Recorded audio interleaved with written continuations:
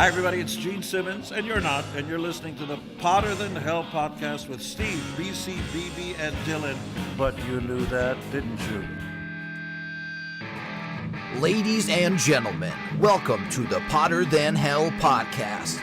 This is your last stop on the crazy train of hard rock and heavy metal. So sit back, buckle in, and hang on.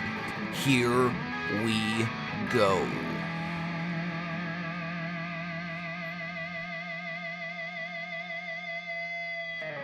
Hey, Potter Than Hellions, welcome back to the Potter Than Hell podcast. This is Steve, your host. I'm joined as always by BC and BB. And on the keyboards tonight is Dylan. All right, guys. Hello. We are recording live right now from Nashville, Tennessee. We are down here for the Rock N Pod 2 or Expo Expo 2, right? We could call it that. We just had a long-ass drive from Pennsylvania. We left at 4 in the morning. We got here quarter after 4, so we're just good 12, 13-hour drive with the time change and stops and all that kind of shit. There's BC cracking a beer, one of several that we've already had this evening. And we had a great day here. We got here. We hooked up with David Hudson from the Digital Kill the Radio Star podcast, and he's staying in the same hotel we are. We went to the Scoreboard Bar. We met up with Chris Sinzak and a bunch of other podcasters. We had dinner with Craig Gass and Courtney Cronin-Dold. Had a great dinner there. We went over to check out the venue where we're having the Rock N Pod Expo tomorrow, which you guys will hear about, and that will be actually happened last week, right? Yep. I feel like we're on Back to the Future or something here. We're roads. Where we're going, we don't need roads. We need beer. But we're having a great time down here so far in Nashville. It's a really good time, and we have some sad news to start out with. Let's get it out of the way, and go ahead, Dylan. So one of the original guitarists for Leonard Skinner and Ed King passed away. Actually, he passed away in Nashville, so it's kind of ironic that we're here talking about it. He most famously co-wrote Sweet Home Alabama, but he was on their first 3 albums, pronounced Leonard Skinner, Second Helping, and Nothing Fancy. So pretty prolific member of the rock community, sadly passed away.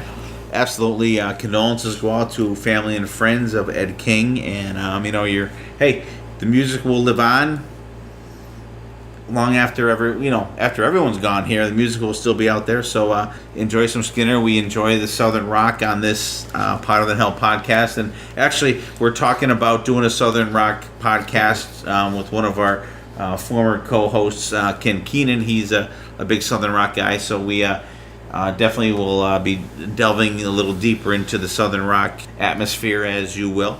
The only other news thing I have, you guys, is that it was just, it's old news by the time that this is on, at least a week old, that Vinnie Vincent is playing on December 7th, apparently. I think it's December 7th. And, 7th and 8th. 7th and 8th, yeah, there's an extra VIP type thing going on there. In Memphis, actually 3 hours from where we are right now.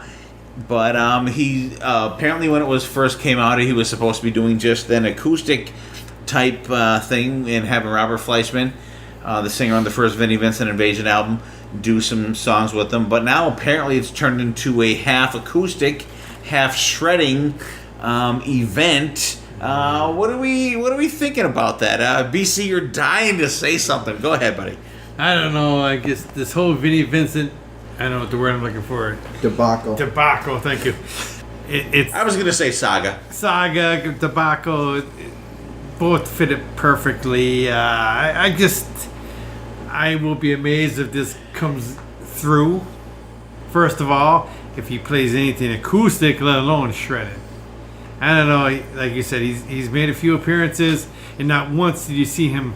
For a person who plays supposedly 12 hours a day, he twanged a guitar. I'm sorry. All right, Dylan, what's your thoughts? Yeah, I think the big question is he going to show up and is he going to deliver? Is he going to show up? Yeah, that's the big one, because he's been known to flake out on some things. No.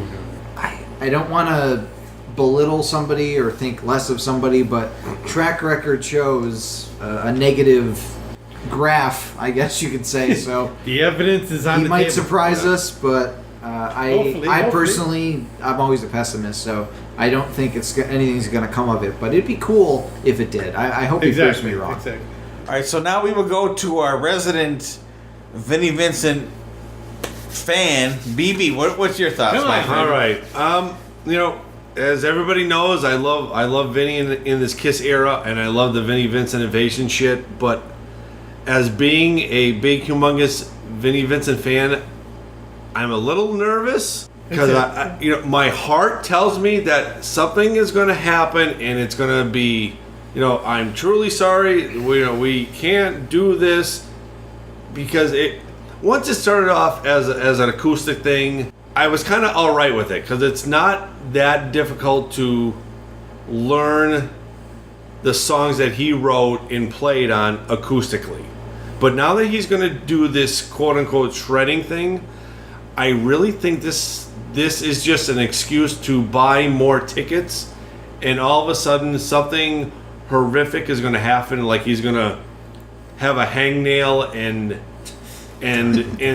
it's not he's not going to be able to perform because he's been out in the public for a little bit, and he said that he's been playing behind closed doors for blah blah blah 20 years, and you've guys seen the video. He did a couple things with Gene Simmons with his vault. He plucked a couple tunes on a guitar. I could pluck more than Vinnie Vincent could. And I'm a big, humongous Vinny fan. And I just really don't think it's going to happen for what he's putting out on the table. I really don't think in this short amount of time he's going to actually learn to bring to the fans what's promoted. You mother plucker. I'm going to say that I really hope that he comes through with what he's claiming to be coming through with. I would like to see him shred, and I'm of the mind that, if he was the guy that was shredding 24/7 for 20 years, whatever the time frame that he gave, like, why did you not lead off with that? Like, right. Why? Like, I mean, if I'm playing devil's advocate here. If I were Vinnie Vincent and I was out of the public eye for 20 years, what would happen is when I first came out into public, there would be a big curtain in front of the stage. There would be no interview before I came on stage. That fucking curtain would open up, and there would be me there with my double V, Vinnie Vincent, fucking pink and white guitar, whatever the fuck it was. Thing. Clipped into a fucking Marshall, and I would shred the fuck off of everybody's head. The very first thing that they've seen me for 20 years. Exactly. Yeah. However, that did not happen. We had a big build-up. There was the Elvis, what I call the Elvis mystique, that the whole building had to be cleared when he finally made his entrance coming in, talking to Eddie Trunk. And I remember when he first did the Atlanta interview, I was working at the firehouse that day, and actually we were having a slow day at that time, and I didn't have XM on my phone or that I could listen to. So I was actually going back and forth to my vehicle, listening to Eddie Trunk, hoping for Vinny to come on, which it took. Actually, this evening we had a great time having dinner with everybody, and Craig Gass actually said that he kind of timed it and said that it was like an hour and 40 minutes from when Vinny was supposed to come on to do his interview with Eddie Trunk that it actually took place. So in this meantime, I'm not timing it. I'm working at the firehouse, going back and forth in between the station and my car to listen to this and hear it actually take place. I personally would have liked to see, or if it were me, which, I'm not going to be out of public life for 20 years, but that first thing would have been like, yes, I'm still alive and I can still fucking shred, because that's what I'm known for. I'm known as the really the first shredder guitar player that was brought into Kiss after Ace left and all these other people played on Creatures of the Night that no one really knew. Even to this day, I don't think anyone really knows who exactly played what on Creatures of the Night. I don't know. There may be exact data out there. I don't know, but I don't think it's known exactly. But I think that should have been boom. You're known as that. That's what it should have actually come out as. See, I can understand wanting to build up a little mystique, though, wanting to get the people wondering, I wonder if he could still do it. But I think maybe he's taken a little too long to bring that out. It's been a little 20 years. Too much time to. Well, no, I just mean in since he's come out back into the public eye, making appearances and things like that. I think there's a small finite amount of the public goodwill and interest that is out there, especially for artists that may not have been in the spotlight for this many years. And I think that his tank is running a little empty, and he could have came out a little sooner with it. But I do understand wanting to build up the mystery behind it, because he's always been a mysterious guy. He's always been Yeah, but I don't think it's about the mystery. It's the what? lack of about the Have another mystery. beer, BC. About the mystery. mystery of Vinnie Vincent. It's about the lack of evidence. This is how I look at it. Sure. BC's going all CSIS on us and shit. CSI But bitches. that's what I'm saying. You're known as the shredding guy. Come out Why and would do you that. not come out Exactly. and have that be your Sure. I'm back and I'm the shredder and this is me. Maybe it's a confidence issue. Right there. Yeah, But You know what? just think, I don't know. he did the Atlanta thing. Then he did thank God we went to New Jersey to see him. But he did in a stuff hotel room, even in between and that. he didn't do anything there. And then he goes on the Gene Simmons vault from Nashville, and he just puts an acoustic guitar on his lap, And twang. and I don't even think he even played Right, in between. 10 notes. So I Right, but really, that's I really my- have a hard time that's believing my that thing. he's gonna But perform. when the in first December. thing came out, it was I said wanna that believe it's going to I be. wanna believe it. It's going to I be really just do too. acoustic. But then I think Yeah, maybe the people that are Vinny's handlers or whatever they're called at this point, maybe kind of got the feel of what was going on out there in internet land, that people really want to see you they don't give a shit about the acoustic shit. Acoustic shit. But now all of a sudden it's half acoustic, half shred. I hope it is more shred than acoustic, and Maybe it's I just wanna see it. storytellers type thing. I just hope. So wouldn't that be awesome? don't He care. did half acoustic. You have the half-hour intermission, blah blah. He comes out full makeup, full costume, grabs his Jackson, and just has the little storyteller thing, and just rips the shit out of I it. think that the tale is going to be told when Vinny plays at the Gathering show for Kiss Cruise 8. He's supposed to play I Love It Loud, which has no really guitar solo at all in it, and All Hell's Breaking Loose he's supposed to play with 4 by Fate. So I think that is going to be the litmus paper to see how that is going to happen. Boy, we spent a lot of time on this. Is he an acid or is he a bass? Tune in. Yeah, I true. just hope he shows up and does what he says he's going to. Right, absolutely. And just for all the Kiss fans out there, I hope he does them justice. That he is good on his word. Sure. And I'm a person that likes to see the naysayers get it shoved up their ass once in a while. This would be one It's just going to be interesting. Yeah. You know what I mean? It's going to be interesting. I never really wish bad on anybody.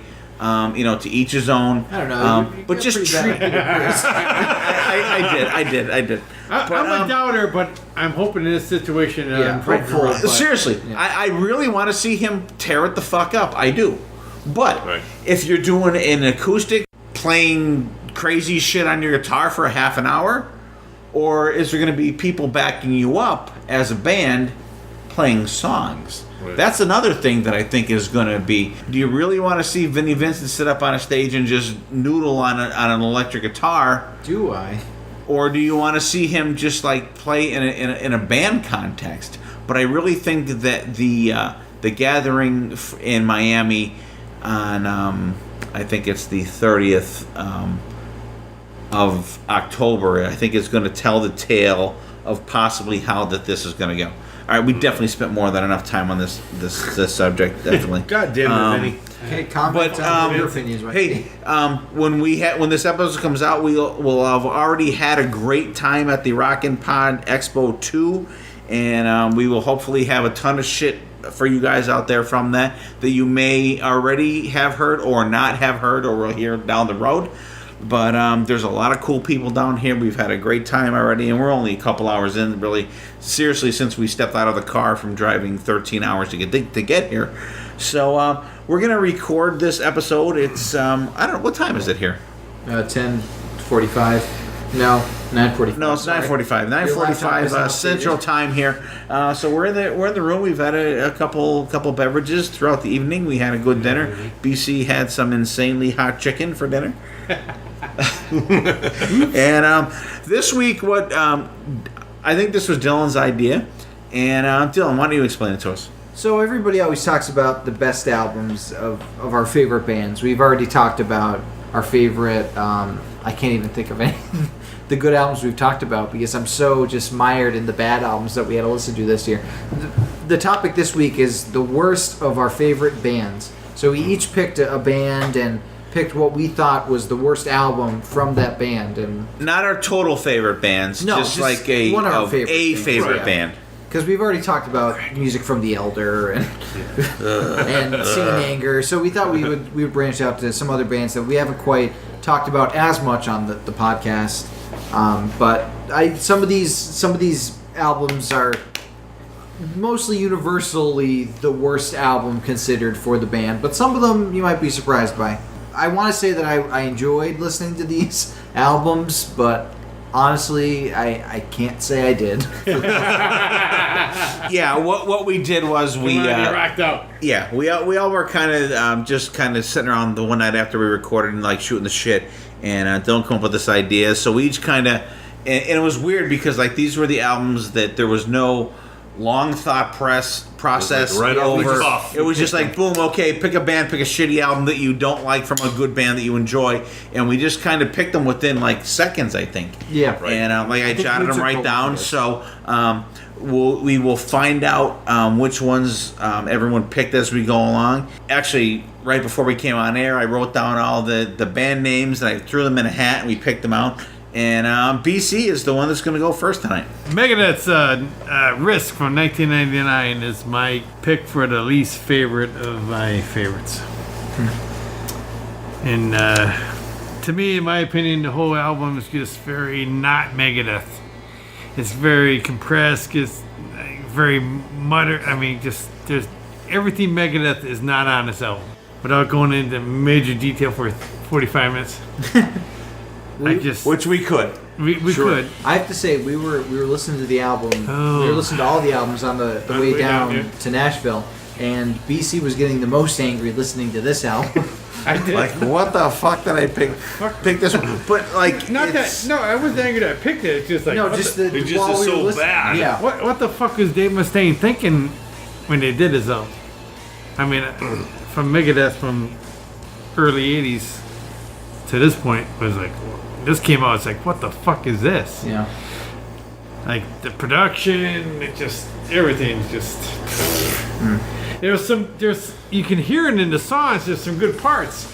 It's just that they're so muttered and just, in the background, it's not good Megadeth. So maybe this is why Dave Mustaine titled this album Risk. It was a major risk. Because it was a Major risk. sometimes when you take a risk, you major succeed. risk. Sometimes just to when you take see a risk, what would you happen. fail. So maybe if you're a diehard Megadeth fan and you pick up this album Risk, so does that speak to you as a boy? This album may be a big, humongous risk because I'm gonna try something totally fucking different.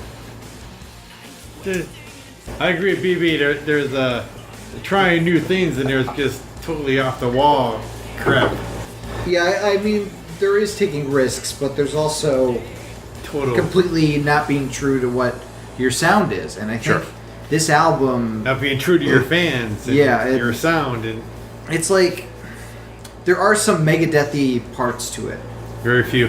Yeah, very, very few. But it's almost like he's trying to be on like the alt rock radio, and like he's trying to break in, because the album right before this was Cryptic Writing, so Trust was the big single off of that one, and that was probably their poppiest song to date. Before that album. Well, no, the song Trust. I'm talking about. I'm sorry. So maybe he saw that and was like, maybe if we keep going in that direction, we might get some big hits. But I think the person that's worse off for this album is Jimmy DeGrasso, because it's his first album as Megadeth's drummer. We know he can kick ass as a drummer. He's been in Alice Cooper Band. He's been in a bunch of other Y&T, like amazing powerhouse drummer. And he's being forced, just like Eric Carr was with Music from the Elder, to tamper his ability to down fit to this zero album that is nothing like the band that he signed up for. Well, my thing with this is, I agree with Dylan to a certain extent, but I feel bad more so for Marty Friedman. This was the last Megadeth album that he played on, and you know, as a guitar player, you would not think that, you know, you would want your last album that you're on with the band to be like kick ass. This was just totally out of his wheelhouse. And how I approached listening to all this stuff was, we listened to all these on the way down here to Nashville, but I didn't reveal how I went about this. What I did was I listened to the album, all these albums that we're going to talk about tonight. I listened to the album before the album that we're talking about, and I listened to the album afterwards. The album before Cryptic Writings I thought is great. Yeah. I really enjoy that album. It is probably my second favorite Metallica album other than Rust in Peace. I think it really is a... What? You said Metallica. You said Metallica. Metallica. I'm sorry. Megadeth, people. Megadeth. You meant to say euthanasia. I did not mean to say euthanasia. Cryptic Writings I really love. So you're saying that's your second favorite? And then Risk, no. Risk was the album in between. Then The World Needs a Hero was afterwards. But there's a lot of similarities in these albums we're going to do. Like this is the last album that Marty Friedman played on. The first album that Jimmy DeGrasso played on. Guy that wanted to rock out was unable to, like Dylan said, like Eric Carr on The Elder. Last album for Marty Friedman, like, God, you don't want to go out on this shit. And then the album after Risk was World Needs a Hero, which Marty Friedman was gone. It was the last album with David Ellefson. So there's a lot of transition going on in this album. I really loved Cryptic Writings, but I think that they kind of found a formula that they liked. Like, people like this shit that's on, not shit, but cool stuff that is on Cryptic Writings, but they went too far. Way too far. In the recording of the next album. Same producer. But I think that it just didn't translate. I think they just kind of went too far in it. And if people don't understand what an overcompressed album is, and you want to give them an example of it, let them listen to Risk. It's just like so overcompressed. It's tough on the ears. Listen to this album in headphones. It fucking hurts your fucking ears. It's just like, you can't distinguish the guitar and the bass. No, there's some songs that are so muddled. You're like, what together. The fuck? It's horrible. I think what really kills it for me in this album is that Dave Mustaine goes for the spoken word parts way too fucking much. Shut the fuck up, Dave Mustaine. Those are really cool when they're used sparingly. Yep. Like in Trust, during the middle of Trust, that really cool part.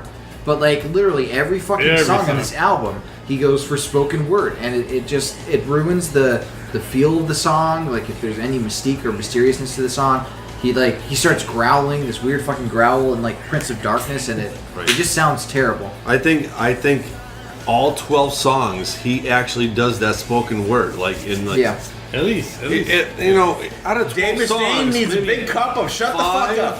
4, 12 is just overblowing it. All right, let's go through the songs real quick. Highlights, BC, real quick. What do you got? My highlights would be or lowlights. No, I mean my highlights would be the Prince of Darkness because that is Metallica sounding. It was just totally produced too bad. I'm talking about Megadeth again. Megadeth. You look like fucking Steve. Jesus Christ! It's spreading. Be careful. It's like a bad rash. It's a bad rash. I'm gonna wear protection. Crush 'Em is grown over me throughout the years, and then after that, it's really gone downhill because it's almost like forced down your throat, but it's not Megadeth. I'm sorry. All right. What I have down is that when it starts off with Insomnia, I really thought that song was going maybe like in an industrial turn, maybe almost like a Tool way. They sound that song almost sounds Toolish to me. Tool's much better than Right. this. And then Prince of Darkness, he's just talking way too much. He's not singing. As Dylan said, he's got the spoken word going on, and it just repeats itself over and over again through the album.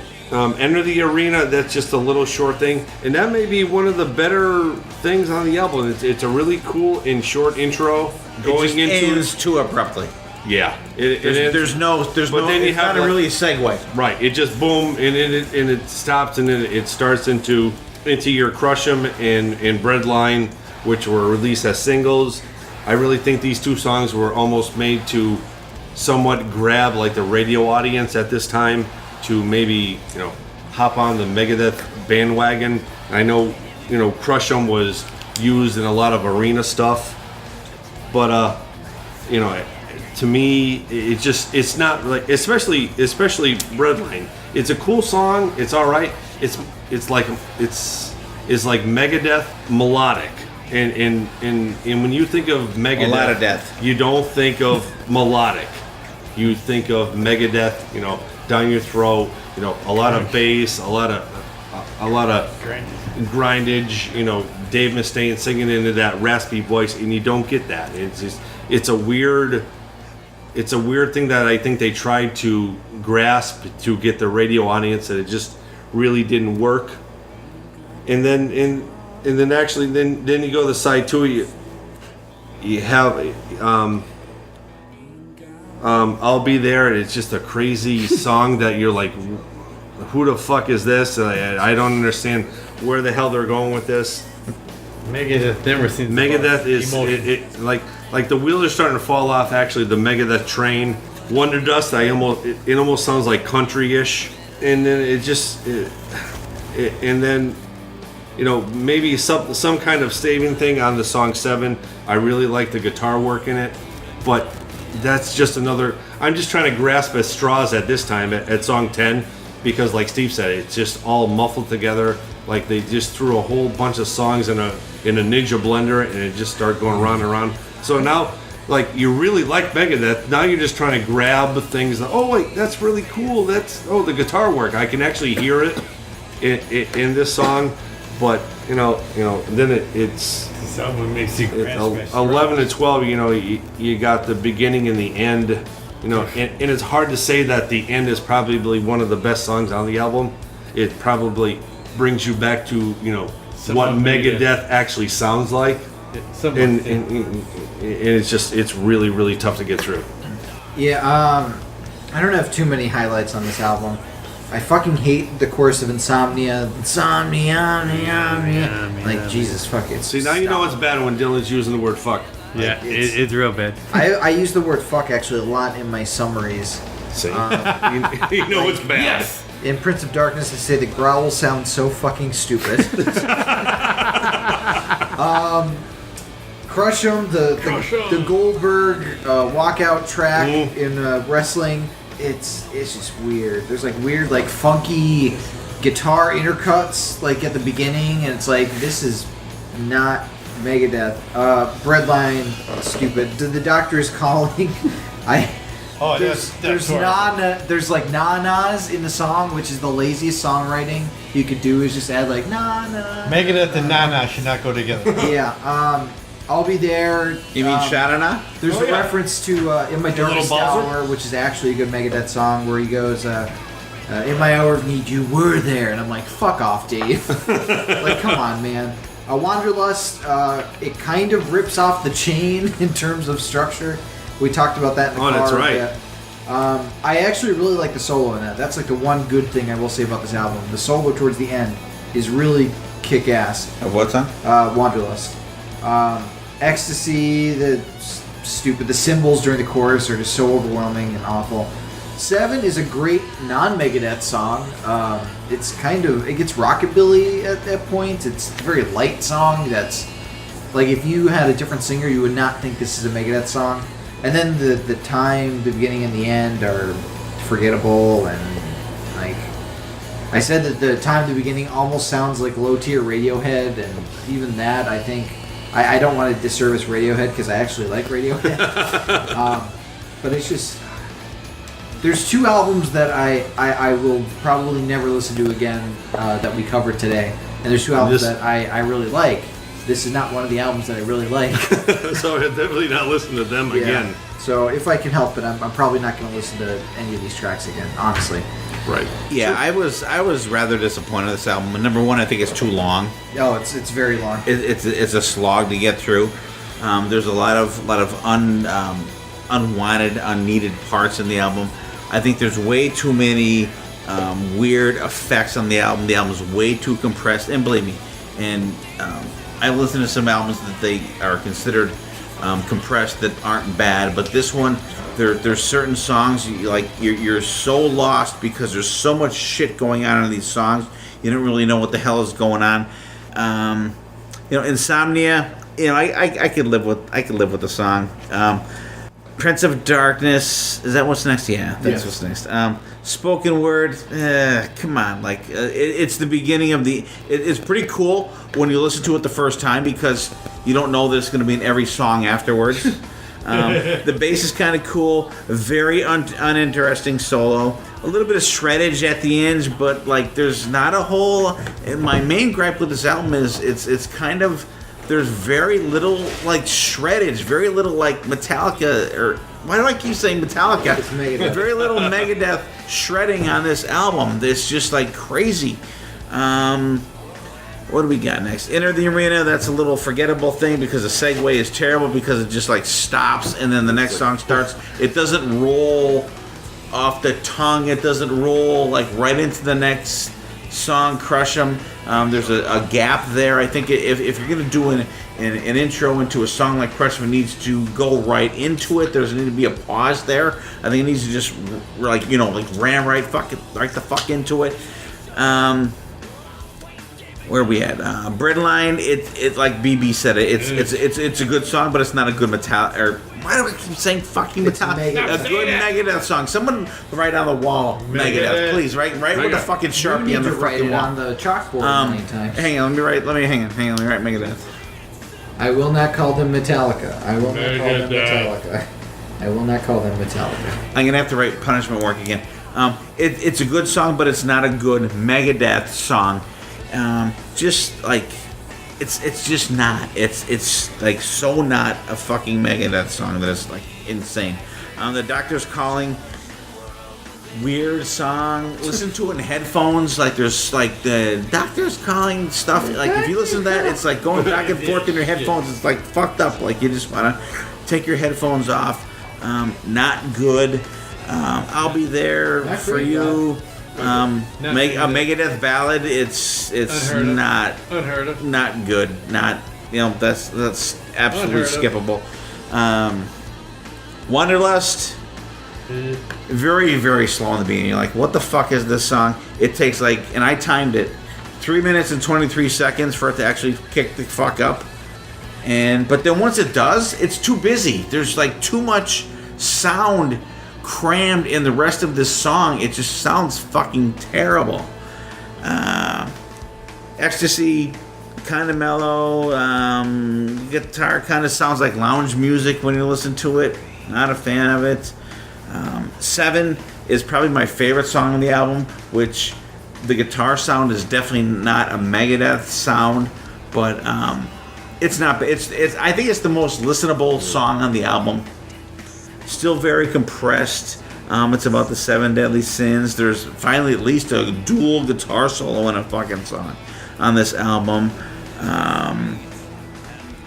But still, it's not an overflowing, gushing, review on this song. The beginning and the end, very forgettable. The slow part is just you can see that the reflective part of some shitty movie that they're reflecting back on their lives, and that song may be playing in the background.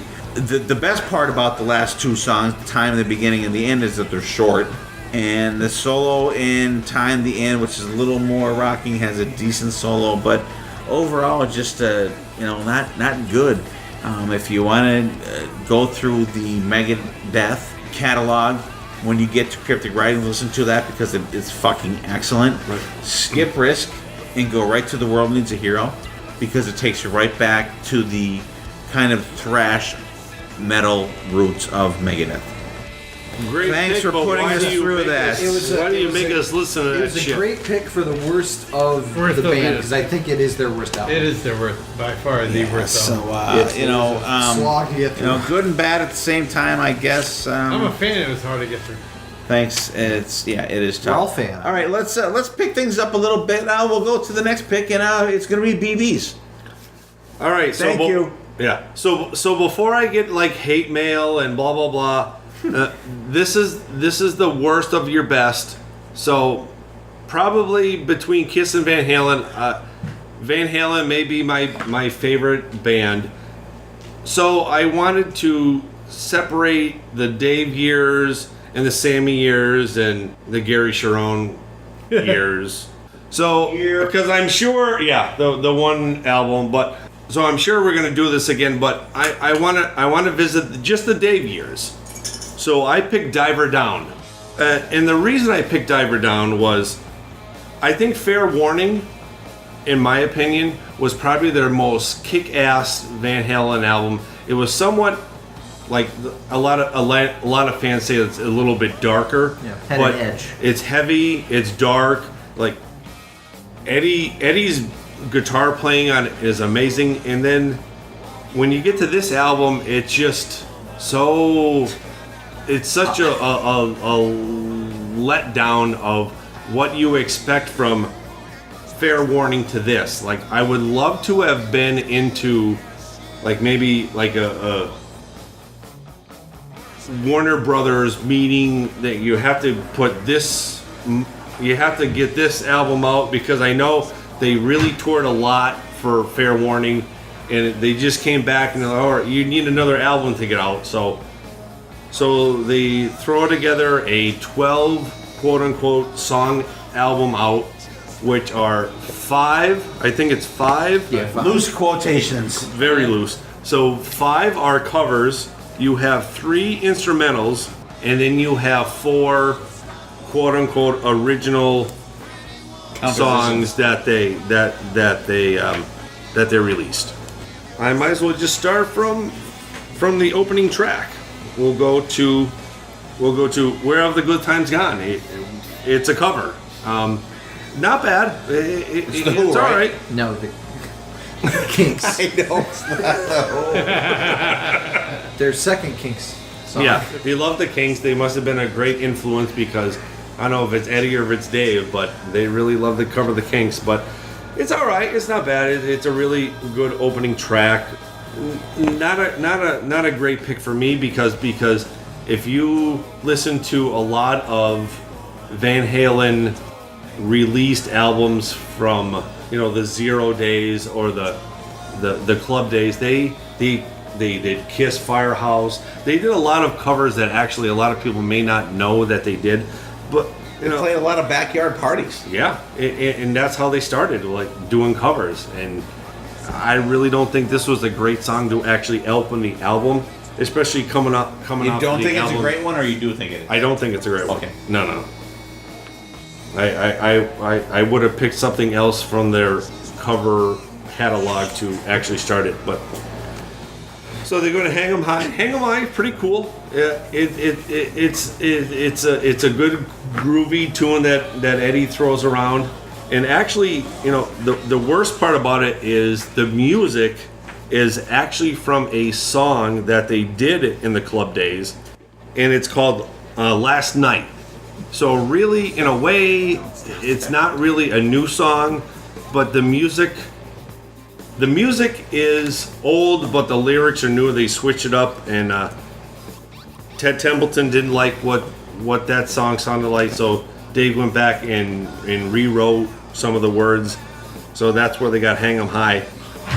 Cathedral, it's this is where we start the trend of Eddie guitar instrumental, blah blah blah. We're gonna piss off the record company just to fill some time on this side of the album. Well, the album is what, 31 minutes long? Yeah, it's a very very short album, 31:24. So I don't know if it's a filler to balance This out the podcast is backside. 3 times longer than Van Halen Diver Down. Yeah, so far On average. So far we are longer than the set. So they go into that. Then they go to Secrets. Secrets is all right, but it's not. It to me as a Van Halen fan from back what you expect. It's kind of like a slower song. In it's almost like their first. In my opinion, it's like it's a Van Halen melodic song in a way, but then you get into Intruder, which is really cool, but once again now we're already at the second instrumental. Then you go to Pretty Woman, which I said to Dylan on the way down in the back of the Jeep. I'm like, you know what? I said Pretty Woman is like my Rock and Roll All Night. I'm so sick and tired of listening to this song. It does nothing for me. It's just a filler of a song it's just the same. Yeah. They cover it, but they cover the same exact way. It doesn't impress me. Yeah, there's nothing like new what to do yeah, with it. there's nothing to remember this song by. So then they go into Dancing in the Streets, which is Dancing in the Streets is now as a Kiss fan, now this is my Beth. Like another one like really like this back to back this one, so it's actually 6 and 7. Like you want to like throw up. Like what happened to the fucking Van Halen that we've learned and loved for all these songs before this? So once again, we go into a nice little another instrumental, but it's not bad. It's really cool. It's almost like has like some like kind of like a Spanish. Flamenco type thing. Little guitars are really cool. It's not bad. This is where it picks up. You're like, oh wow, thank God. This is the Van Halen I remember. But then they bring in Big Bad Bill, which is probably Sweet William now. like this is the I don't understand why, how, who. What, where, why, or when, why would you put this on a Van Halen album? I don't know if they wanted to get Eddie and Alex's father on there with his clarinet, but it is probably the most undescribable Van Halen song in Dave's catalog. Why would you do that, in my opinion? Then you go to the Full Bug. Thank God Full Bug is here because this may save the album. This song is probably fantastic. It really brings out the old Van Halen, what you're used to. And what even impresses me with Dave and the harmonica fucking is fantastic. Like it even fits with the solo that Eddie puts together. So now you're like, holy shit, that's awesome. And then we go to Happy Trails, which is Bombadita, bombadita. now the wheels have not fallen off the bus. All 4 wheels on the bus are flat. So this is why I picked Van Halen Diver Down, because I expected so much after Fair Warning in 1984. So I'll do kind of something you did. 1984 is really, you got the radio, you got like, there's probably not a skippable song in 1984, but there's so many skippable songs on Diver Down. It's just unbelievable.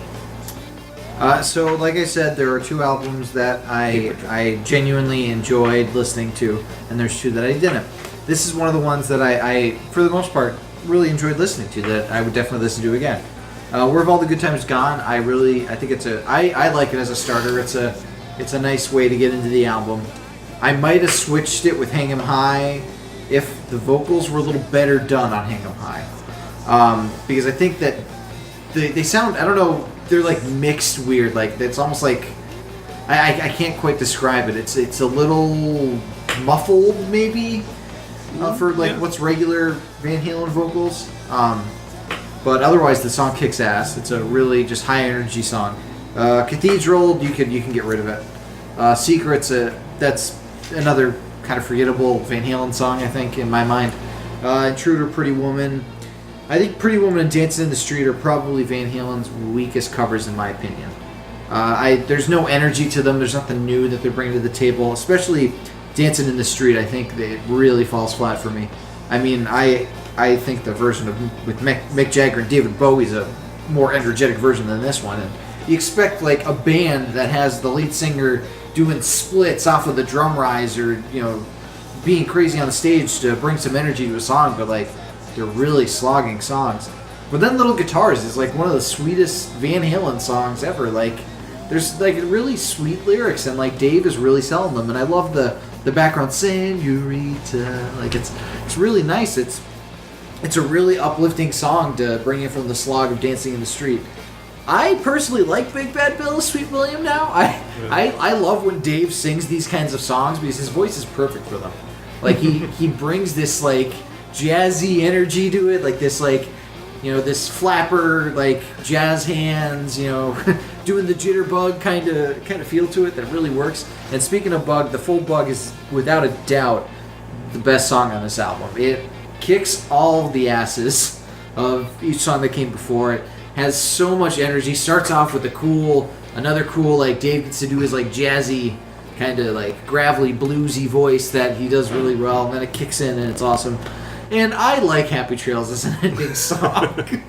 I will argue this to the death, and I know that I'm gonna have a lot of unpopular opinions this episode, but I think Happy Trails is a fun way to end a song and end an album. It was originally, I believe they recorded it as a demo.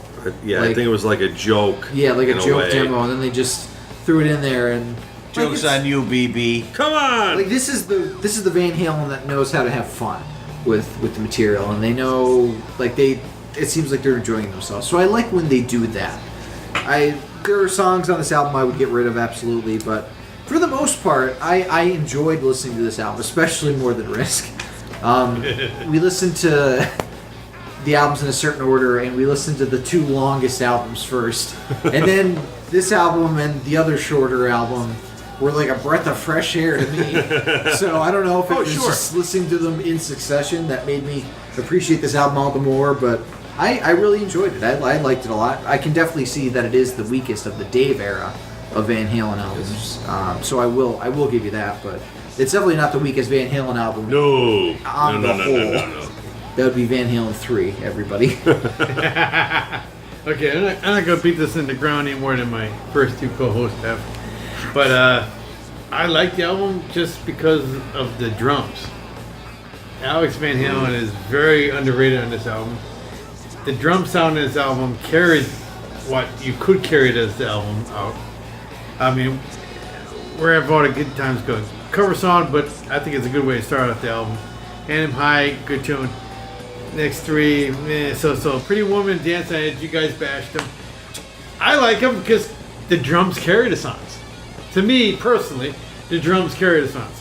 Little Guitar is good. Big Bad Bill, I like that song. And the Full Bug is definitely the best song on the album. But it's definitely not Van Halen with David Lee Roth's best offering. But it's not horrible to me because I like the way the drums are in it. But as far as an overall Van Halen, they're lamest. I gotta say, All right, Yoda. it's unusual, very unusual. We're gonna bash that Van I Halen. totally agree with Dylan. Thank you. that this was a very enjoyable album. It was. I disagree with him on some points, however. This is an album that I know every squeak and squink and bink and bonk. Squink. Listen to Where Have All the Good Things Gone. Those little things. There's squinks. I do have to say, for the listeners at home, he was doing those in the car ride. Yes. I was. And I know this album, back to front, front to back. I totally agree with BC. We discussed this as we were listening to them. Alex Van Halen carries the day, drum-wise, on this album. Kicks ass. I love Where Have All the Good Times Gone. I actually, to this day, I don't think I've ever actually heard the Kinks version. No. And I kind of really don't want to. Maybe I will after this. Maybe I'll check it out. And even to this day with YouTube and all that shit and iTunes, I've never actually listened to that version of the song, and I don't care to hear it because I think it's a song that, like You Really Got Me, which I have heard the Kinks version, Van Halen made it their own. I do disagree with Dylan on Hang 'Em High about Dave's vocals. I think this is my favorite song on the album. I actually think it's kick-ass. I do agree with Dylan that this album should have been the lead-off song on the album. Kick-ass, Cathedral, whatever. Secrets, kind of cool, mellow V8 song. All right. Intruder, trash. Pretty Woman. No, we're talking about Van Halen, not Alice Cooper. I know. Pretty Woman. Van Halen's Beth. I give BC props on that one. I like that. Dance in the Streets. I kind of like it. I don't mind it. I kind of like it.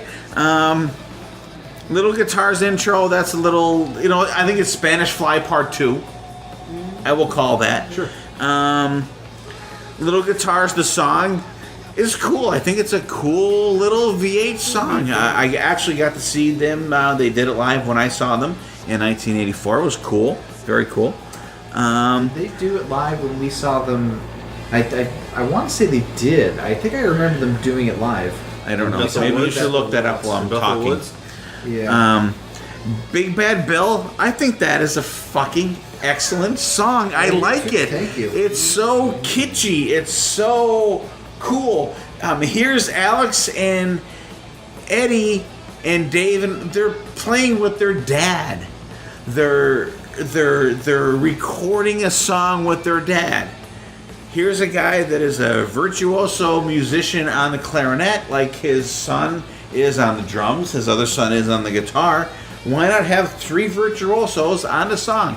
Maybe it's not what all the Van Halen fans are used to hearing, but it's cool. I'm not into clarinet solos or anything, but it's fucking He's cool. grasping at straws, It fits BC. the song. It's got a good vibe to it. It's a good family little Van Halen little jamboree going on there. I do not mind it at all. They did play Little Guitars. Okay, cool. Nice. The Full Bug, definitely in my top 5 Van Halen songs. I think it is great from beginning to end. Kick-ass Van Halen song. I like it. Happy Trails. Happy Trails is Happy Trails. You guys, listeners of our podcast that have listened to the Van Halen debate one have unfortunately heard us attempt to sing this fucking song, which we are not going to do this evening. I like it. It's weird because besides Van Halen 2. This is probably my most listened to Van Halen album ever. Wow. Wow. That's something. I don't know why. I may fall over. It really is. It really is. It really is. Yeah. Really? I'm telling you, I have listened to this album more than I listened to Van Halen 1 or Fair Warning or No way. Until the First. I know every fucking sound on this album. Really? I don't know why. I'm a massive fan of this album. Wow. Okay. Now, with that We learned said, something new tonight, BC. here's something we're going to do. We're going to go into a real quick hidden gem. All right, let's delve into the gem portion of the show here tonight. Let's start out with Dylan tonight. My hidden gem is a song by Toto. As everybody knows, Weezer, one of my favorite bands, recently covered two of their hits, Rosanna and Africa. So in response, Toto covered one of Weezer's songs, Hash Pipe, off of their third album, which is called Weezer, but it's known as the Green Album because it's the one with the green cover. It's a cool cover of the song. There's a really awesome guitar solo in the middle of it, some cool keyboard parts that aren't in the original song. There's a little less bite to the guitars throughout most of the song than in the original version, but I really like what they do with it. They make it their own. It very much sounds like a Toto song, so it's a really interesting cover of a pretty awesome song. If you haven't heard it, Hash Pipe, Toto's cover of a Weezer song. Has anybody heard that yet? I have not. I've heard the Weezer version of Toto, which is okay. Yeah, it's not amazing. Only Toto can do Toto. I'm sorry. Both Africa is a great song. I don't give a shit who hates me for it or whatever. Both I've covers, seen them I think the do it live. originals are better. Kick-ass. But I think Toto's cover of Weezer is better than Weezer's of Toto. I will have to listen to Toto's cover of Weezer. Yeah. Also listen to the original, because that's also a pretty rockin' Weezer song. All right, well, check it out. B. Go ahead. I'm going to bring up a band from the old Sunset Strip. How about Shark Island? How about There you go. Shark Island actually was a band who, in 1985, they were the house band for the Garazi bar on Gazaris. the Gazaris on the Sunset Strip. You're really familiar with these guys. Wow. Yeah. You're thinking of Peter Carrazzi. Yeah, I get so confused. Yeah. And John Corabi. It's yeah, that's what it was. It was a little combination of both. But if you want to listen to one of their songs, it's Paris Calling is a really good tune. It's a melodic 1985 song. In the guitar work on it is phenomenal. now was it a sequel to London Calling by the Clash? Oh no, not even close. Not even close. Not even Around close. the world. So How about Revolution Calling by Queen's Right? no, no, definitely not. So yeah, Paris Calling from Shark Island. Shark Island. All right, Paris is calling from Shark Island. BC, we're calling you. I'm kind of familiar with this band from back in the day. A very decent band that, to me, just got lost in the shuffle. All right, BC, what's your hidden gem? My hidden gem is going to be the Graveyard Train. Is a band out of Seattle. no. Anyways, Portland. here's a band that's very bluesy hard rock with a party twist to them, which I just found these guys in the last week, so I'm not going to sit here and say I know these guys inside and out, but here's Someone to check out. someone to definitely check out, because I'm going to check out more of these guys. And bluesy hard rock with the party twist caught my ear, I should say, not eye. But definitely check these guys out. But let me say, that's the whole idea of the hidden gem. Yeah. And I'm just busting BB's balls that, he may not know all these things or, but or BC, but, or even myself or Dylan. But that's not the point. We just want you guys to check out new stuff. Check it out. Check out new bands, some band you never heard of before. You might like it, maybe you might not. maybe you may just check them out. They may be your new favorite band. Or you might never listen to them. They may not. But That's you know right. what? Give Shark Island may be my favorite band. You know, That's, You never but you know what? Give new music that you have not heard before a chance. It may not be the newest music that's out there. It may not be something that was released last week or even last year or within the last 10 years. But it's something that may catch your ear. Something that hopefully we could suggest that would put you onto this band. Maybe get you purchase their albums or something like that, or support these guys. Just check this stuff out. You may like it, you may not. Let us know what you guys like. If you have a hidden gem out there that you want us to check out, we will check it out.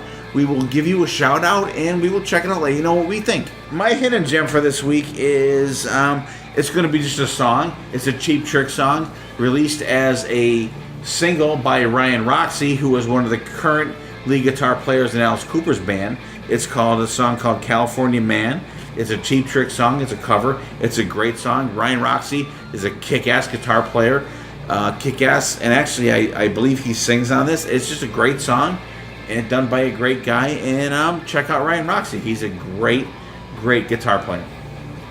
Yeah, both are. I love Ryan Roxie's guitar work in Alice Cooper. I think he's often underrated because you're always seeing the next big, like, Orianthi and Nita Strauss are always kind of Ryan Roxie was always him and Tommy Hendrickson in Alice Cooper band have always been the two solid guys that were there, lead guitar players in Alice Cooper's band. Yeah. And of course, hey, listen, if Nita Strauss or Orianthi is in my band, I'm going to definitely feature them because, number one, I'm not going to say they're hot. Number one, I'm going to say they are fucking talented guitar players. They are talented female guitar players, which unfortunately that is not really put out there to the forefront. They just fucking shred. Look up Orianthi. Look up Nita Strauss. These women are just, you know what? Just listen for a change with your ears, not with your eyes. And they're not hard on the eyes or the ears. Exactly. But just check them out, seriously. But like the other guitar players in Alice Cooper's band, Tommy Hendrickson, which goes with Alice Cooper on the Hollywood Vampires. He also plays with those guys. And Ryan Roxie, who has been with Alice Cooper for years and years and years. Totally kick-ass guitar players. These guys are the foundation of these bands. So definitely check these guys out.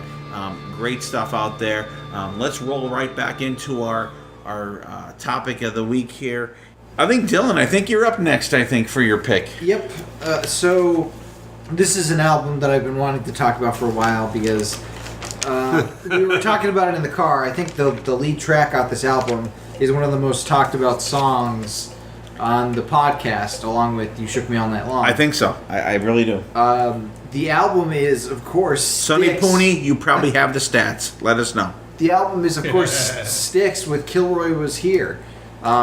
It's a concept album.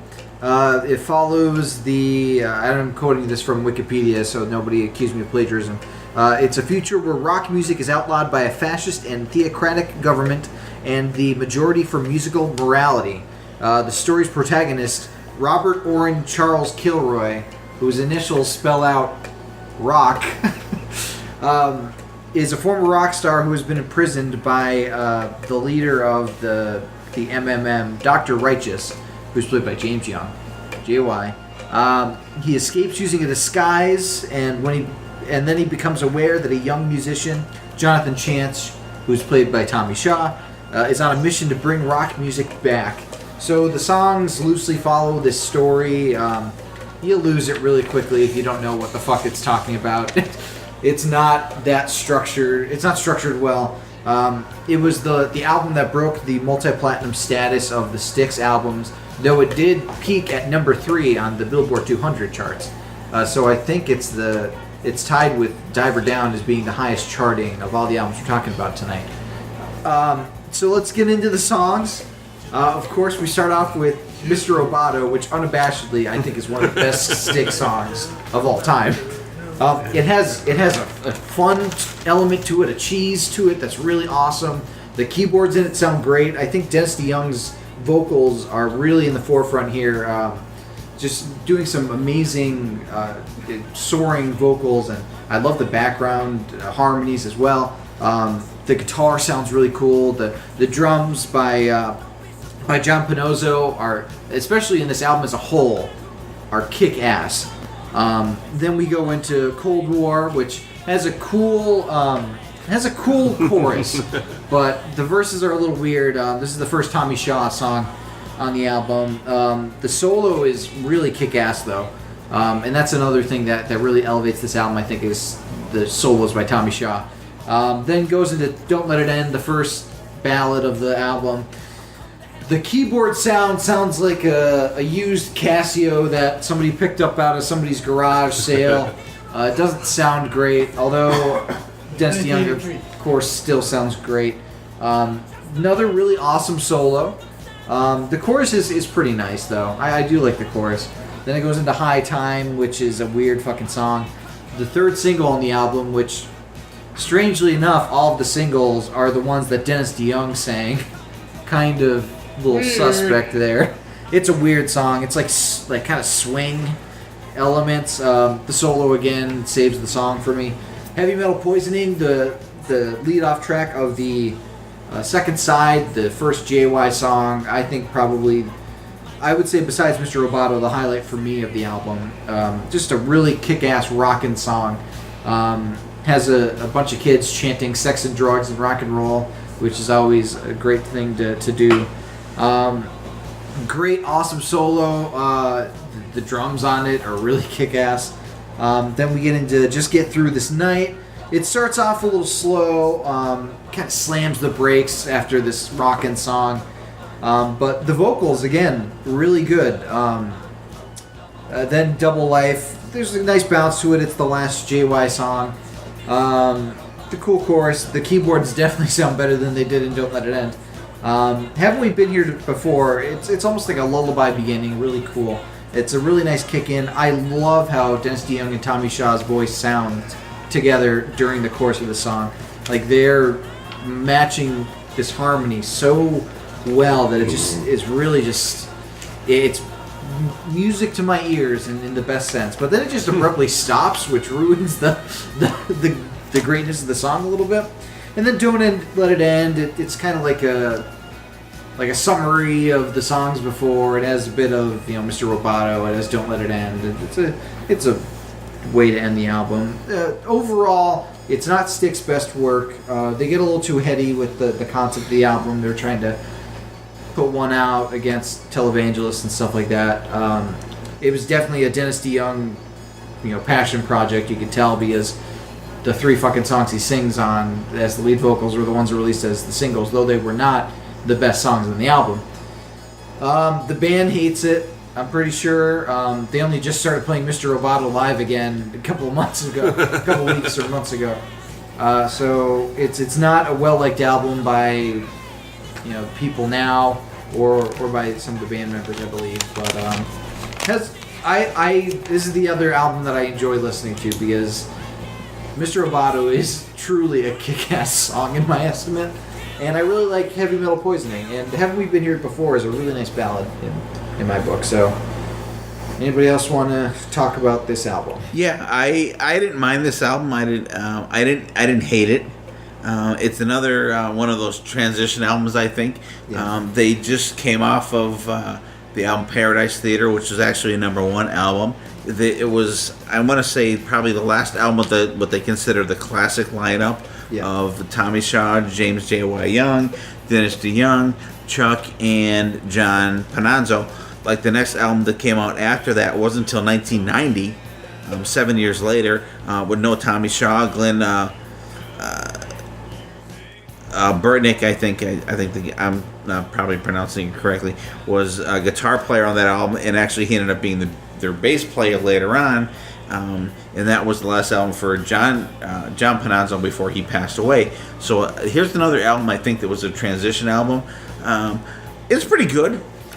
How could you not like Mr. Roboto? I'm sorry. No matter how much of a metalhead or dork you are or whatever, it's a cool song. I like it. That's one of them guilty pleasure songs, I think, that people will not admit that they like, but they actually like it. Everybody likes this fucking song. I'm sorry. If you say you hate it, you're lying. That's like saying I don't masturbate. BC was you're lying. Every word. You were fucking lying. If you say you don't like the song, you're fucking lying. It's a cool song, BC, but he's not doing that right now. So, but it's a good song. It's catchy. It's in your head.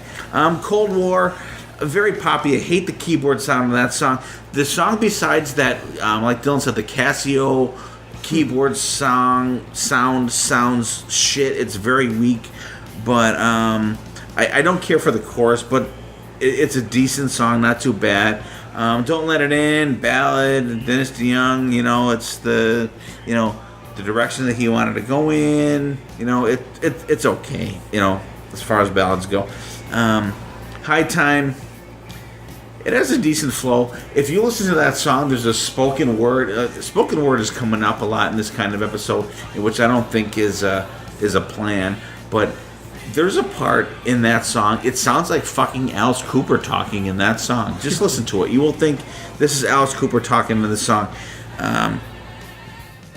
Heavy Metal Poisoning, definitely the best song on the album. J.Y. Young. His first song on this album. I love his songs. I've always been a fan of the songs that he sings on the Styx albums. He has the cynical type songs on the albums, which, you know, go figure. That's the ones I like. I think it's a great song. It's probably the best, definitely, well, not probably, it's definitely the best rocking song on there. Just One More Night to Get Through. A mellow song, it's not bad. It's got a little decent solo in it. Double Life, another JY song, which is unusual because he only usually gets one song on an album. He gets two on this one. It's actually pretty good. Haven't We Been Here Before? Mellow, it's Tommy. They got a great back and forth melody with Tommy Shaw and Dennis DeYoung. I think it actually sounds pretty cool on there. You know, Don't Let It In, the reprise. It starts mellow, gets more rocking, but I think if you listen to that, it sounds like a song that Meatloaf has on Bad Out of Hell. Listen to this song. I'm telling you, throw this song on, skip through all the rest of the shit on the album, put this on, you would throw the song on Meatloaf, Bad Out of Hell. That's hung in it. You took the words right out of my... No, I'm just... Phil Rizzuto is not on this song, but it definitely sounds like a song that could be on Bad Out of Hell. But it's I don't hate it. I think there's some good quality stuff on it. Yeah, definitely some good quality stuff. I think Tom Shaw really shows what a great guitar player he is. I really think he's kind of hidden in this band, and especially on this album. Mr. Roboto, once again, you know, as Steve said before, you know, this is the first song I was introduced to Styx with, and it kind of grew me on to listen to, you know, what was before that. And Cold War, it's a poppy song, but once again, Tommy Shaw really brings out his guitar playing in this song. I really enjoy Tommy's playing on that song. It's really, really cool. Don't Let It In, a poppy love song, which, you know, it kind of, for me, is a throwaway. You know, a lot of synthesizer music here. High Time, so now, you know, 4 songs into this side, I'm thrown. I'm done with the synthesizer. You know, it's killing me. But the song High Time it's kind of like a Broadway song. It kind of somewhat of a theater aspect to it. And we touched this bass before. Heavy Metal Poisoning is a really cool song. It's probably one of the better songs on the album. Get Through the Night. It's all right. There's nothing spectacular. You know, it's just nothing stuck out with me when I listened to that. Double Life, I thought was another really, really good song on this album. I love JY's singing on this song. I thought it was really, really, really good. Haven't Been Through It All. Another poppy song, another theater song type thing. Don't Let It End. I said this song to Dylan in the car when we listened to it. It seems like a song like it's from Hairspray. Yeah. It just brought me back to the Hairspray song and like, oh wow. So I had to bring that up to Dylan because he would know the theater part of that song. Yeah, it's very much like the last song, You Can't Stop the Beat. You Can't Stop the Beat. Like, yeah. Why would you know that, Dylan? Well, Dad, I was I played the mother in Hairspray. And he kicked in my ass. high school production. It was fucking fantastic. And he did. It was a fun part. So that's how I ended. It was cool. I just wanted to throw fantastic. that BC. There's not too much more I'm going to touch on that you guys have not touched on in this album. To me, Mr. Roboto, Heavy Metal Poisoning, Cold War. Cold War is probably my favorites. But like I said, synthesizer and a very, to me, Dennis DeYoung kind of killed the band on this album. But That's my opinion. Yell at me later if you want. Come on! We'll yell at you now. Come on, damn it. Fuck. But that's where I'm gonna say I agree with everybody here. A little too much on synthesizers, and a little too much on Dennis Dion and his Broadway feel. It does have a little Broadway feel to it. I agree. I definitely agree with that. Huge Broadway feel, in my opinion. So who's your favorite singer on the album? I say JY. Love him. He's got the preacher sound to him. I think he he apparently plays the, in quotations, preacher on this album. But I've always liked JY's vocals. I think he's such a cool singer. I want to say Tommy Shaw. I like how his voice works. I especially like his like duet with Dennis DeYoung in Haven't We Been There Before. I think their voices they do mesh really good on that song. Really I awesome. do agree with that. And actually, it reminded me of the one episode of Family Guy where they're on a Kiss radio, and somebody calls it, it's like, Kiss sucks, man. Is this Dennis DeYoung from Styx? Yes. Yeah, but I think Tommy Shaw does really well. So does Dennis. Nobody singing on this album sucks. They're really good singers. No. And that's something Styx has always had going for them, are that their singers are always top notch. When you're talking about this album, I'm gonna go with JY. Yeah. But overall, Styx, Tommy Shaw. Yeah. Yeah, definitely this album. I think JY really brings it out. But when you're talking Styx, you gotta go with Dennis DeYoung. But the pipes he has are unbelievable. He did it. Who? He did it. He did. He did. Honestly, I like Dennis DeYoung. I know that's always people are very anti Dennis DeYoung in Styx nowadays. I think Dennis DeYoung is great in Styx, but BB was kind of hoping that Lawrence Gowan was the singer on this one. He was hoping he was going to pull BB. some Mission songs out of the pocket. Yeah, no trouble at the band. God, Mission. Stop it! Stop Don't it! worry, it's you gone, love the gone, Mission. gone. I One of these understand days, why I'm can't going make a to good tie concept BB down albums? to a fucking Well, let's- table and I think play we the should- Mission. I think we should go 24/7. around the room. What do you like better, the Mission or Kilroy Was Here? Kilroy Was Here. BC. Yes, to think about it. I'm torn. The Mission. Well, that because he's gonna pick Kilroy. He's gonna pick the Mission. I of say the course. Mission. Musically. Yeah, I want to say I had more fun listening to Kilroy Was Here than the Mission. I think there's more filler songs. That was the political answer I think right there's there. more filler songs on the Mission than there is on Kilroy Was Here. I think the highs are much Let's better. leave it up to let's leave it up to our listeners. What would you rather hear? Kilroy Was Here or The Mission? But you have to seriously give both of these albums a listen. Let's go. Let us know. They both have really awesome things. Let us know. Yes. They both have They do. amazing moments. Although The Mission is better.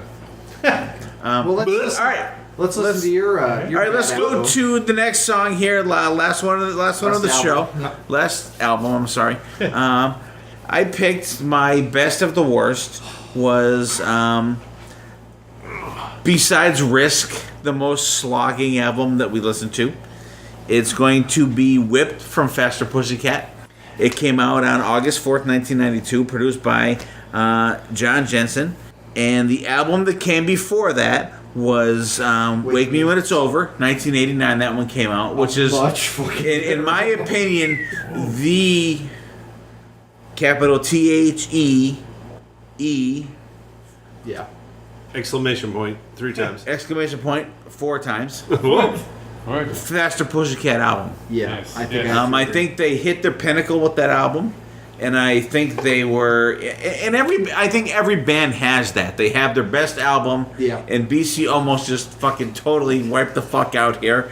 Settle down, BC. Settle down. But I think every band has that. They have their album that is their pinnacle, and they spend the rest of their career chasing it. Trying to capture that magic. It's unfortunate that Faster Pussycat, their best album, was their second album. Yeah.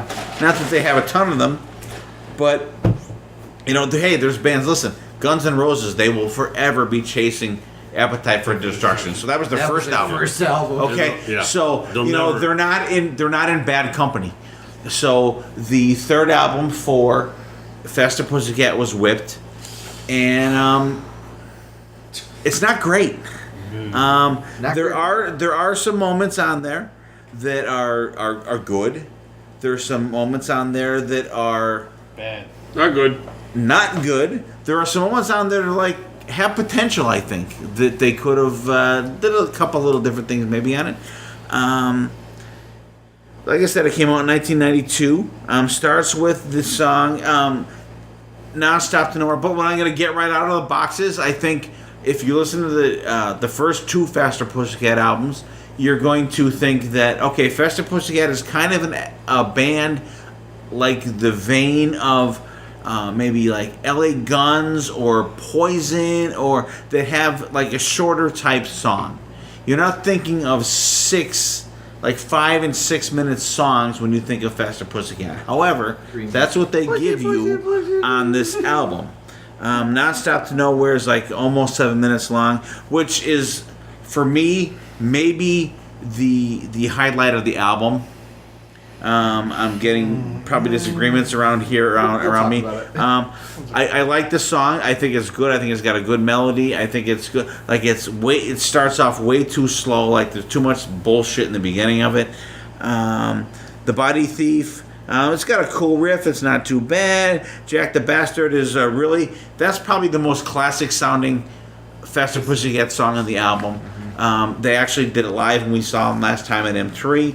Actually, really very cool song. BB's. This may be BB's favorite song of all the out of all the albums that we've talked about and all the songs we've talked about tonight. This may be BB's. That's right. Favorite song here. Big Dictionary. I think it is the probably 50,000 recycling of Aerosmith trying to do Big 10-inch record, but I think that is a redo of some blues song redone by 800,000 other fucking people. It falls short for me. It's just a ridiculous song. It sucks ass. Very lame attempt. Madame Ruby's Love Boutique. Another long song that could be cut down a little bit. Only Way Out, which is a kind of a haunting song. It's got a cool kind of dirty, sleazy bass thing. It's about it's a song about abuse. It's more of a sleazy version of Janie's Got a Gun. Maybe I'm gonna say that's the only song I'm gonna kind of equate that to. That it's about abuse. It's a dirty, sleazy song, and it's listen to the song. It's about some sick issues that are out there, and just check that song out. You guys let us know what you think about that song. That song, you'll leave that at. Made in Wonderland. It's not bad. It's not a bad song. Friends, sappy, crappy is actually what I have written down on my notes. It's a terrible fucking song. Cat Bash. Another one you could X off of there. It's just like answering machine bullshit recorded. You think you're so fucking cool because you're in Faster Pussycat kind of shit. Bullshit. It sucks. Not even, don't waste your time. Skip it. Loose Booty, which tonight we were talking about doing this episode, and David Hudson from the Digital Kill the Radio Star podcast, which is a kick-ass podcast. As soon as you get done listening to our stuff, go over and listen to those guys. They have a great podcast. They have a vast variety of different music that they talk about. David is a great guy. He sat here in our room tonight, had some cool conversation with us, had some beers with us, and he informed us that, due to our extensive research that we didn't even fucking pay attention to, that this is a cover song of a Sly and the Family Stone song called Loose Booty. It's a fucked up song. It kind of sucks the version these guys do it. Mr. Love Dong, Mr. Love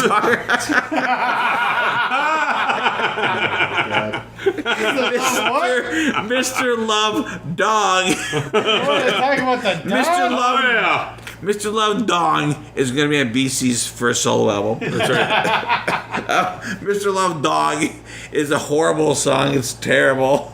I was hoping to spice it up a little bit, maybe. I don't know. Maybe subconsciously. Yeah, try something. Out with a Bang. Terrible. Terrible. Horrible way to end the album. I think it's terrible. It's, at best, it's okay. I think I'm going to hear a contrary That's right. For me. comment on that song.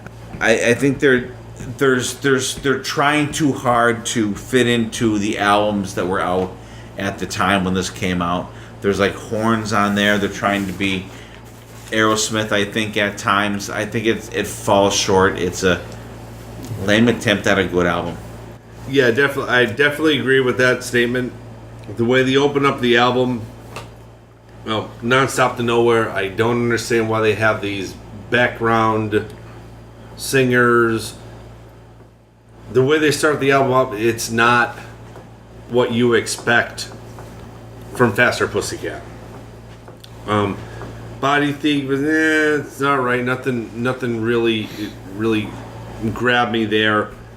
Jack the Bastard, Steve said it's probably one of the better songs in the album. Big Dictionary. For some reason, I'm gonna go out there on a limb and I'm gonna say this is probably one of the funnest songs on the album. I don't know what it is. Because it's a really fun album. It's stupid. So fun. The chorus is stupid. The arrangements is stupid, but for some odd reason, it makes me laugh and giggle every time I listen to it, and it just stuck in my ear for the last 3 days. I'm sorry. Yeah, but what are you gonna do? Madame Ruby's Love Boutique, nothing really grabbed me there. It's just really crappy song. I was just so disappointed with the album because Cat Bash, just another spoken word thing, and it just didn't work.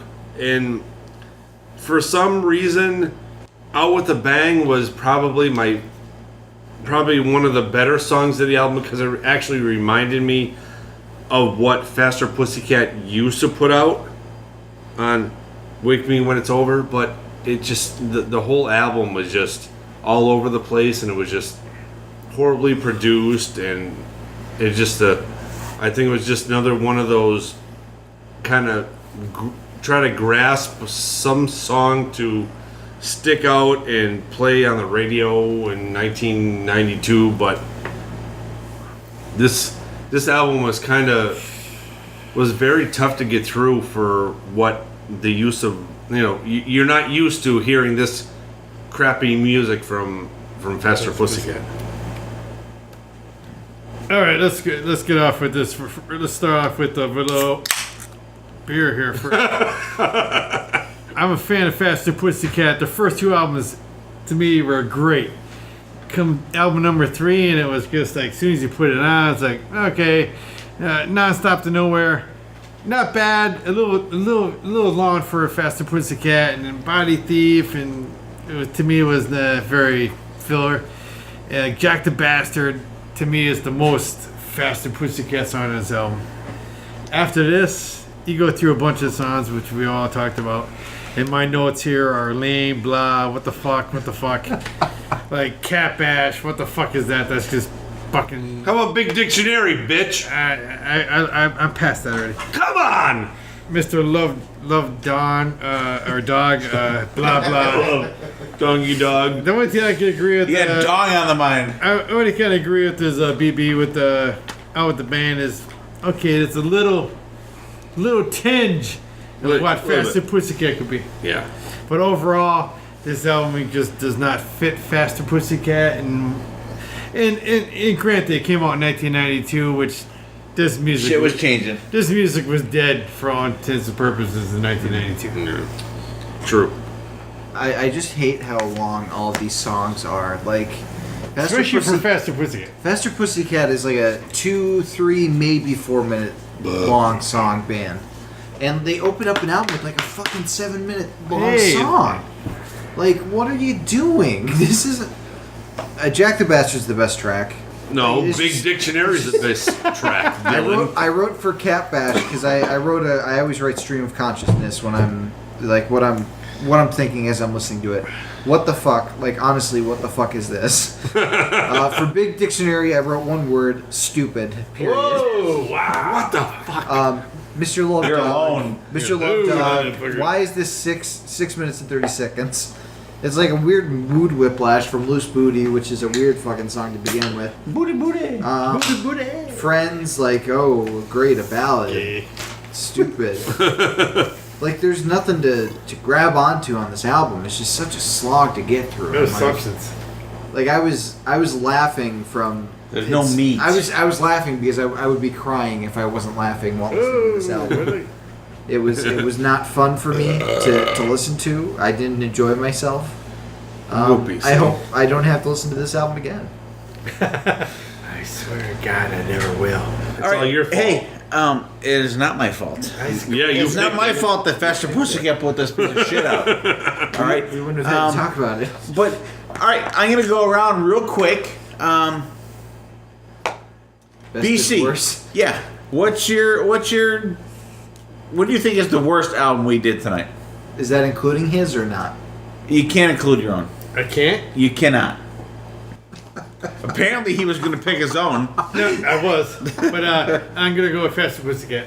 All right. Because He had the expectations. it was blah. It was just, and I expected more from it when I, because the first two albums are great. And it was just very let down right from the first get-go. BB. Megadeth. Definitely. Okay. Dylan. I'm gonna flip a coin on Megadeth or Faster Pussycat. Head to Faster Pussycat. It's Megadeth. All right, I'm going to say Megadeth also. Yeah. That's fucking Because terrible. I think there's like Van Halen doesn't even enter into the equation because that's one of my favorite Van Halen albums. Yes. Because Diver Down, I don't care if you consider it the most shitty Dave Van Halen album, it still kicks the fucking shit out of any Sammy and or fucking Gary Sharon Van Halen album. I don't give a fuck what anybody says. I think it's way better than any of that shit. I don't think that's my correct. opinion. How Well, many that's times your on the fucking podcast opinion. have we segregated Van Halen and Van Hagar? So I went Van Halen because I know this. Thank we're you. gonna, Now we're gonna gonna- do this again. It would have been more. It would have been more interesting if you did a fucking Van Hagar one. Are we gonna That go? would have be been next. way more adventurous. Are we gonna go? But that may not come out to that because I came up with a formula of what we're gonna do for the next one. Are we gonna so go around? we may not see that. We may not. So what I'm gonna say is I'm gonna say Megadeth because it was more of a slog. It was like probably the longest of all the albums we did, and I was like, there's a couple gems there that I'm like, okay. If you There's- rework them, You could absolutely, if they were to do a remastered I already think they did do a remastered version of it maybe, but if they were going to do like a remastered version of that, in like even on a song like 7, which I think is the best song on there, if they like changed the guitar sound on that, I think it would be so much better. I feel bad for Marty Friedman that like this is his swan song for Megadeth. Like really, like this guy is a kick fucking ass guitar player, musician, composer, and this is the album that he went out on for Megadeth. He went Just, out it's on- sad. It's Jimmy very DeGrasso fucking came in on- sad. Yeah, first album for Jimmy DeGrasso, last album for fucking Marty Friedman. good. I mean, their brains must be fucking like melting. Yeah. Like what the fuck? Like you're like Marty Friedman's like probably glad I got the fuck out. Jimmy DeGrasso's like, what the fuck did I get into? I thought I was getting into Megadeth. Yeah. But you guys, what do you guys think? What is your favorite band out there? But what do you think is their worst album? Like, what's your like album that you, let's say you're a Metallica fan, what's the album besides Lulu and Saint Anger? They don't count. You can't count them in there. Which ones make you go like, oh, Reload. whether it be Load or Reload? You know, what makes you guys cringe out there? Reload. For albums. Let's go around real quick. Give us some final words, and we'll wrap it up. Dylan. There were two albums that I enjoyed. Like I said, I really liked Diver Down and Kilroy Was Here. I think and the two albums, the Risk and Whipped, the problems that they have are with Risk. It's not. I don't even fucking know at this point.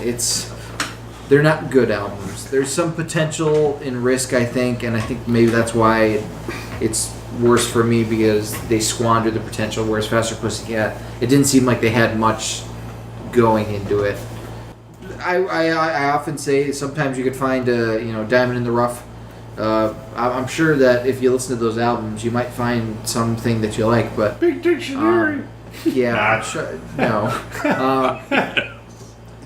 Big Bad Bill. This is the one time that I'll say maybe listen to the other albums from these bands and not these albums. Except for Diver Down and Kilroy was here. I think are worth a listen, and not because Kilroy was my pick, but I think there are some good stuff in there.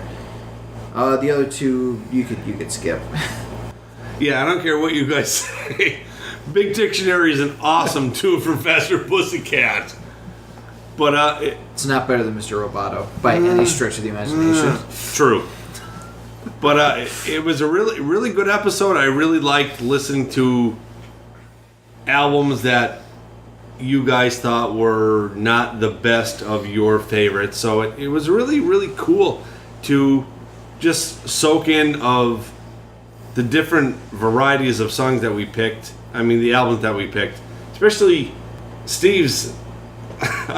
I even though it wasn't really close to Faster Pussy, you got Big Dictionary out of it. Big Dictionary, and that's the big.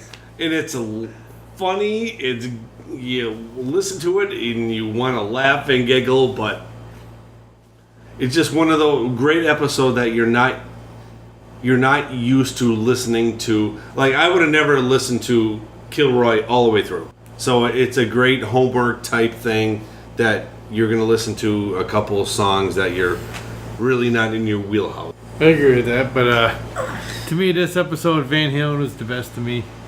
Just Alex Van Halen's drumming on that album carries that album, and it's just Van Halen. How can you go around Van Halen with David Lee Roth?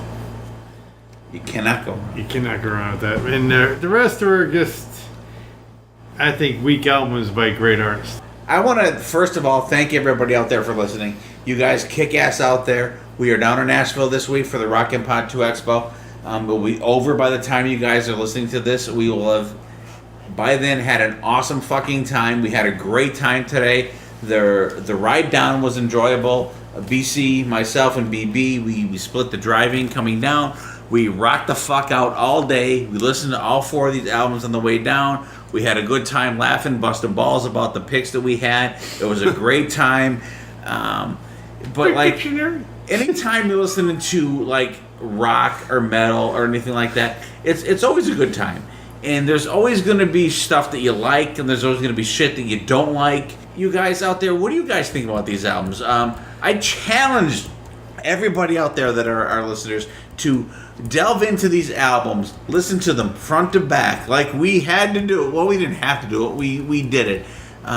We had the time to do it. Actually, we listened to them all front to back, all at once on a drive. But take an album a day. Take four days out of your week. Take a couple. I think the longest, God forbid, Megadeth was like a fucking hour long. Way to go, BC. I'm going to tell you right now, that's an hour of your life you're not going to ever get back.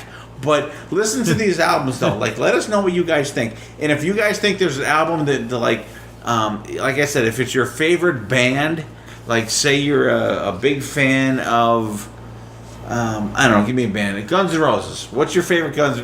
That's not fair, though. That's unfair. Don't give me a band. Aerosmith. Aerosmith. What's your favorite Aerosmith album?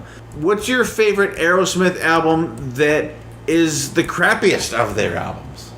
What do you think is their suckiest album?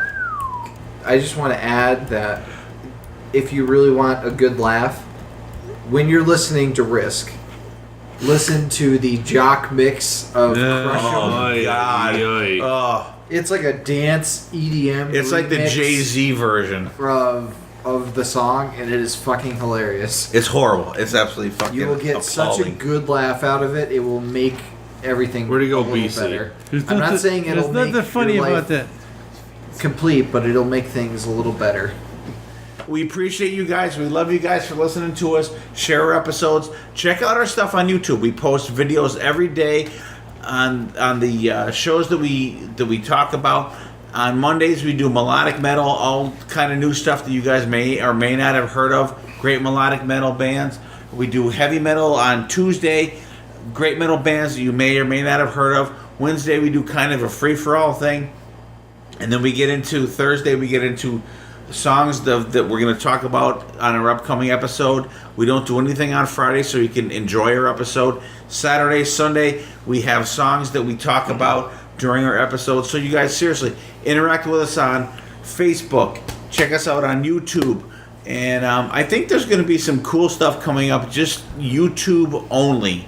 So look forward to that. We want to thank you guys for listening to us. Let's say goodnight, everybody, and we'll say goodnight. Good night. Good night, guys, and make sure you listen to Big Dictionary from Faster Pussycat. Don't listen to Risk by Megadeth.